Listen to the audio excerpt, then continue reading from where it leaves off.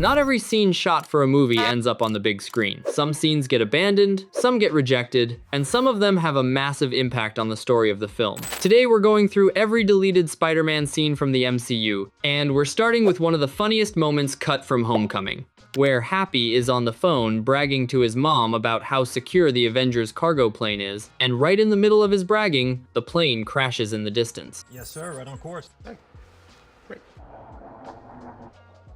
I'll call you back. It was cut because it broke the tension of the finale, but the scene was filmed specifically to give Happy a personal moment of failure right before he reunites with Peter, and Jon Favreau apparently fought to keep it in for as long as possible. A film by Peter Parker is a much longer cut of Peter's personal vlog from the Civil War trip to Berlin, with extra footage around the airport battle and the hotel. It was cut because it slowed down the opening of the film, and Marvel wanted to push past the Civil War connection and into the present-day story as fast as possible. The final film keeps only the highlights, but the deleted version turns the vlog into an almost full short film of its own.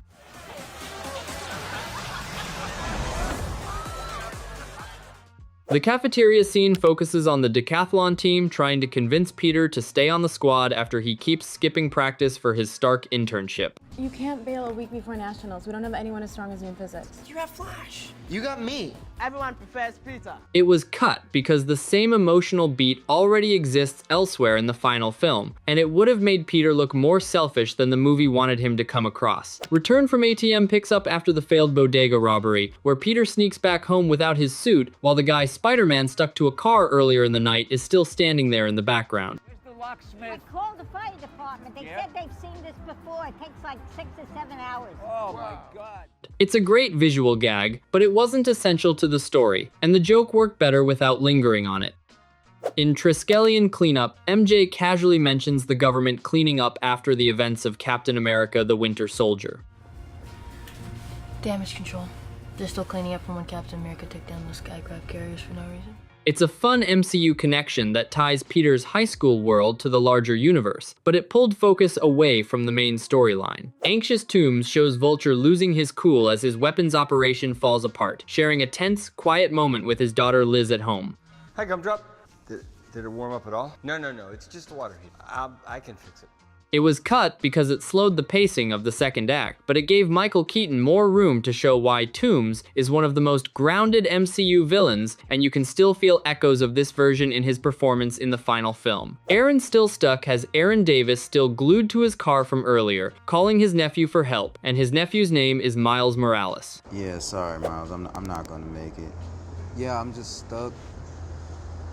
This was the first time the MCU directly confirmed Miles exists in this universe. It was cut because it slowed down the flow of the movie, even though Donald Glover, who plays Aaron, was the original real-world inspiration for Miles back in 2010, which makes the moment a full circle Easter egg. In Go It Alone, Peter tells Ned he's going after the Vulture completely on his own. I gotta do this by myself. Good luck.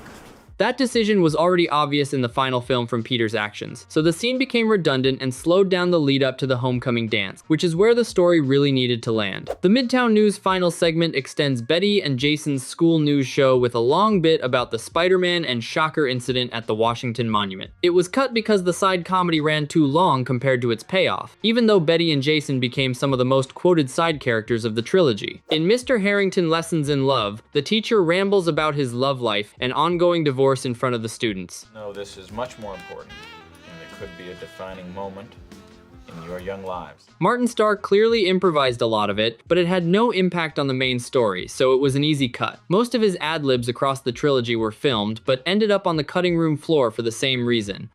If you're enjoying the video so far, leave a like, throw your hype points on it, and subscribe with notifications turned on so you don't miss any future content like this.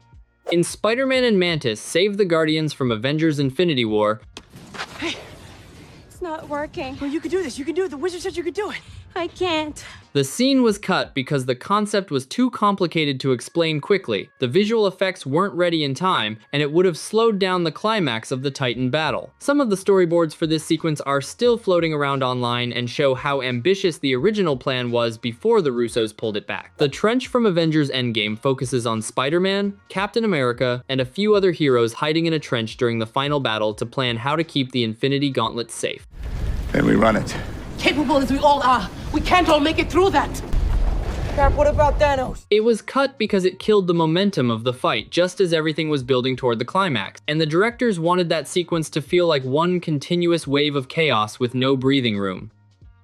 Peter's to-do list from Spider-Man Far From Home is a full montage of Peter running errands across New York before his Europe trip, including selling old toys and taking down the Manfredi crime family. It was cut because it dragged out the opening of the film, but the footage was so good that Marvel released it later as its own standalone short film. Pickup Passport is a small piece of that same montage where Peter uses a spider bot to skip ahead in the passport line. It was always meant to live inside the larger to-do list sequence, which is why it never made it into the main film on its own and only surfaced as part of the short film release. Bus Rest Stop with Class is just side character comedy with the students and teachers during their European trip. It was cut purely for length, and the trip itself ended up moving much faster in the final film than it was originally written. Oh my goodness, look at that weird candy. I am so into other people's culture. In Beck's Green Juice, Mysterio sits with his crew laying out the next phase of the London Illusion plan. Fury. Where are you?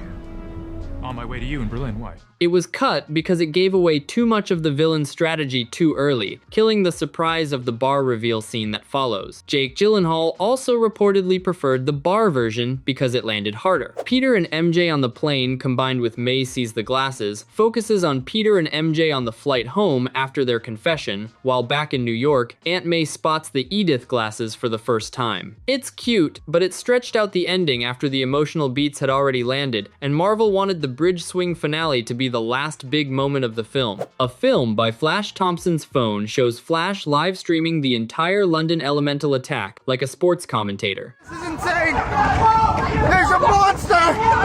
This is crazy! It was cut because it undercut the seriousness of the action sequence, which was already trying to balance comedy and real stakes for the audience.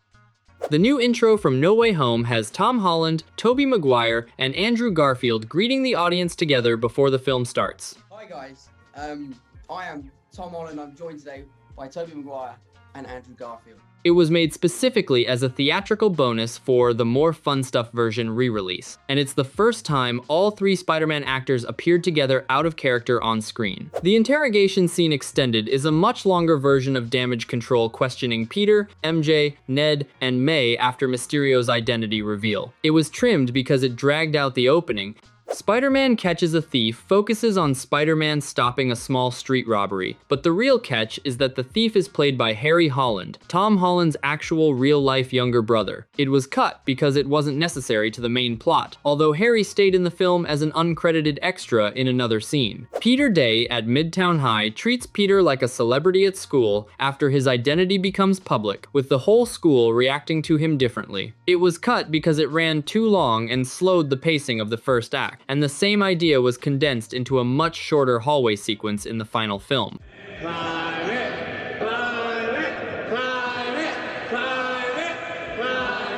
The Undercroft montage shows Ned and MJ working together in the Sanctum's basement on the spell plan, while Doctor Strange is locked in the mirror dimension. Began to rise, and suddenly, to my surprise, It was fun, but it didn't move the story forward, and the directors wanted to keep the focus tight on Peter during that part of the film, since the Strange storyline was already pulling attention in another direction. The new Daily Bugle scene focuses on J. Jonah Jameson bringing on a guest who rants about an electric company conspiracy tied to Electro and Sandman. It was cut as basic side humor that didn't connect to anything bigger. The elevator scene puts Peter, Aunt May, and the villains together in a completely silent, painfully awkward elevator ride going down to the lab. In Happy's Very Good Lawyer, Matt Murdock, also known as Daredevil, shows up as Happy's defense attorney in a longer scene than what we got in theaters. It was cut down to keep that cameo short and effective for casual viewers, since Marvel didn't want the surprise of Daredevil's MCU return to overshadow the main story. The Spideys Hangout gives the three Peter Parkers a much longer scene together where they talk about their lives, villains, and everything they've been through. Alien made out of black goo one. I fought an alien too. Yeah, he was purple. I want to fight an alien. It's pure fan service, but it broke the tension right before the finale, and the directors wanted the emotional weight of the final battle to hit cleanly. And the last one, Betty's Corner combined with the new post-credit scene, is an alternate ending where Betty's school news segment slowly reveals that Peter has been completely erased from every photo and video, just like the spell promised. It was an alternate version of the goodbye scene that didn't make the final cut. I hope you enjoyed the video. If you did, leave a like, drop a comment, subscribe, and turn on notifications so you don't miss any of the new uploads coming.